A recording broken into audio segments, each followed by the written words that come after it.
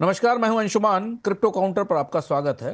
Crypto बाजार आज मजबूत है और फेड की ब्याज दर कटौती को लेकर नए उत्साह की उम्मीद कर रहा है। तो सीधे बाजार में चलते हैं और कीमतों की हलचलों को समझते हैं।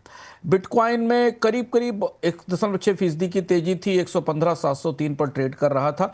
स्पॉट ईटीएफ में निवेश बढ़ा है। अमेरिका में ब्याज दर में कटौती की उम्मीद है, जिससे बाजार को सहारा मिला है।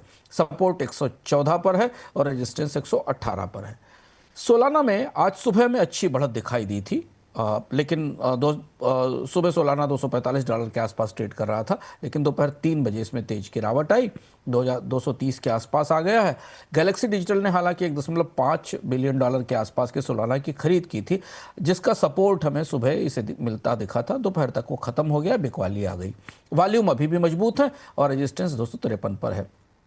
इथीरियम सुबह करीब करीब 1.2% ऊपर था, 4715 तक गया था, लेकिन इसके बाद बिकवाली आ गई। अब 4500 की जो स्थायी रेंज हम पिछले कुछ हफ्तों से देख रहे हैं, इथीरियम की $4500 की रेंज पर काम कर रहा है। आर्थिक सुधार हुए हैं, संस्थागत निवेश भी बढ़ा है, मैक्रो आउटलुक भी अच्छा है, जिससे इथीरियम को 4500 के लेवल पर मजबूती और सपोर्ट मिलता दिखाई दे रहा है। मिड कैप टोकन्स में तेजी है, मगर आने वाले दिनों में बड़ी खबरों से वॉलेटिलिटी भी आ सकती है और यहां पर मुनाफा वसूली का जोखिम भी बढ़ता दिख रहा है। संस्थागत गतिविधियों और बड़े निवेशकों के रुख को देख लेते हैं। पिछले 24 घंटे में बिटकॉइन व इथेरियम में करीब करीब $1.1 बिलियन के आसपास का इन्फ्लो हुआ है। ब्लैक रॉक और फिडेलिटी की भूमिका सबसे ज़्यादा रही है, जिन्होंने इसमें निवेश किया है। गैलेक्सी डिजिटल ने एक दिन में करीब $306 मिलियन के सोलाना खरीदे, जिससे उसके ट्रेजरी पोर्टफोलियो में बड़ा बदलाव आया है और गैलेक्सी के डिजिटल के ट्रेजरी पोर्टफोलियो में सोलाना की एक अच्छी खासी हिस्सेदारी हो गई है और यही वजह थी कि हमने सोलाना में सुबह तेजी देखी थी।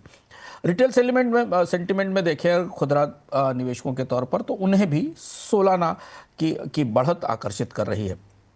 इसलिए गूगल ट्रेंड पर सोलाना प्राइस, बिटकॉइन ईटीएफ और रेट कट क्रिप्टो जैसे सर्च में उछाल आया है। तो जो अगला बड़ा ट्रिगर है वो रेट कट को लेकर है, जिसे रिटेल इन्वेस्टर जिसका इंतजार कर रहे हैं। ईटीएफ इनफ्लो शिकागो, लंदन और मार्केट्स में थोड़ा अच्छे उत्साहत है, जिससे रिटेल ट्रेडरों में हमें उत्साह दिखाई दिया है। गैलेक्सी की बड़ी खरीद के बाद सोलाना को सोशल चर्चा मिली है। सोशल नेटवर्क्स पर सोलाना की काफ़ी चर्चा है और रिटेल में भी अब बाइंग आती दिख रही है, जिससे कि सोलाना पर ट्रेड वॉल्यूम भी बढ़ा है। और अब देखते हैं कि रेगुलेटर्स ने क्या किया।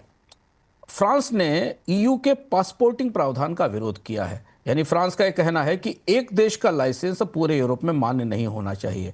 फ्रांस की सरकार क्रिप्टो एक्सचेंजेस और क्रिप्टो कारोबार के लिए अलग से लाइसेंस देना चाहती है। हालांकि सेंट्रलाइज एस्मा और नियंत्रण की मांग की गई है और जो माइका नियम है उन पर सख्ती से लागू करने की बात फ्रांस ने कही है।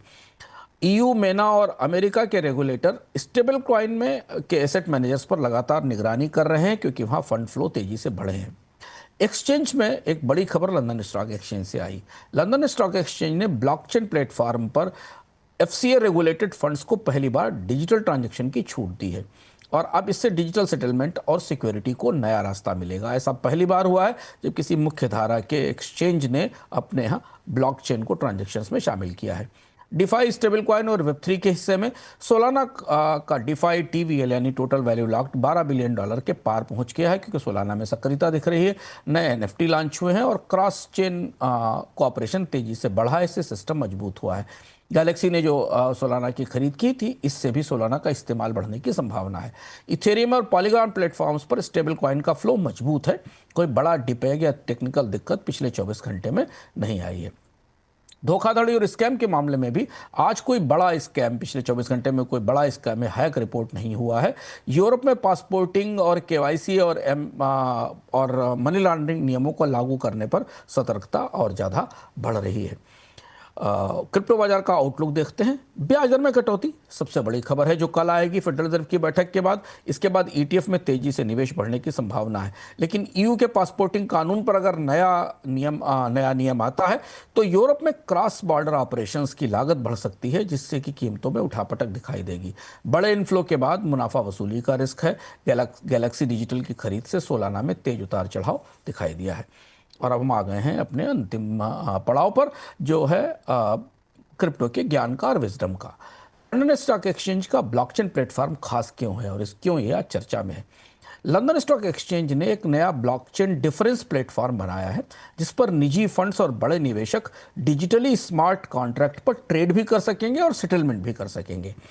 पहले ऐसे ट्रांजैक्शंस में हफ्तों लगते थे, कागजी कार्रवाई होती थी, बैंकों से क्लियरिंग किया जाता था। अब ब्लॉकचेन पर रिकॉर्डिंग होगी, रियल टाइम सेटलमेंट कुछ ही मिनटों में हो जाएंगे।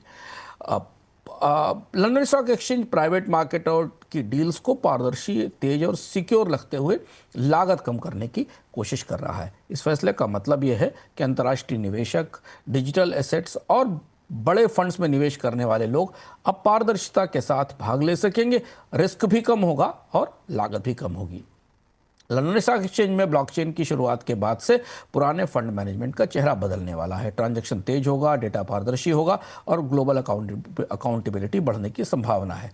लेकिन रेगुलेशन और सिक्योरिटी अपडेट ज़रूरी होंगे, जैसे कि हाई स्पीड रेलवे में ट्रैक को मजबूत रखना ज़रूरी है।